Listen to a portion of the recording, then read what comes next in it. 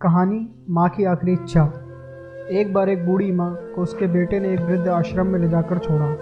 इस माँ का वही इकलौता बेटा था जिसके लिए इस माँ ने जीवन भर परिश्रम किया।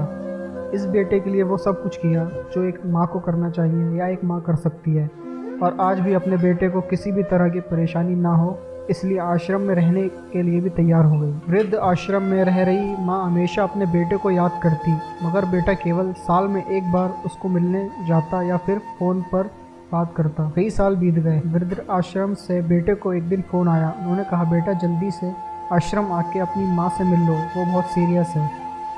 बेटा जब अपनी बीमार माँ के पास पहुँचा तब वह अपनी आखिरी सांसें गिन रही थी। बेटे ने अपनी माँ से उसकी आखिरी इच्छा पूछते हुए कहा, माँ मैं तुम्हारे लिए क्या कर सकता हूँ बताओ। माँ ने कहा, बेटा इस आश्रम में गर्मी और मच्छर बहुत ज़्यादा है, यहाँ पर कुछ पंखे लगवा देना। फ्रिज ना होने की वजह से यहाँ पर हम बूढ़ों को कई बार भूखे पेट भी सोना पड़ता है, क्योंकि किसी ने दिया हुआ खाना ख़राब होने से नहीं बचा पाते। तो इस आश्रम के लिए एक दो फ्रिज भी खरीद कर दे देना। बेटे ने अपनी माँ की सारी बातें सुनी और अपनी माँ से पूछा, आपने इतने साल यहाँ पर निकाल दिए पर आपने कभी भी यह बातें मुझसे नहीं कही, और अब जब आपके पास टाइम नहीं बचा तब आप यह सब कह रही हो, ऐसा क्यों?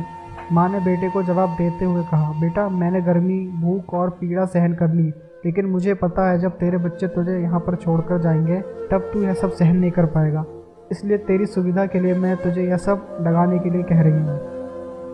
तो दोस्तों, इस कहानी से हमें यह सीख मिलती है कि हमें हमेशा अपने माँ बाप का आदर करना चाहिए, उनका ख्याल रखना चाहिए। दोस्तों, अगर आपको यह कहानी अच्छी लगी हो तो वीडियो को लाइक, शेयर एंड सब्सक्राइब ज़रूर करें।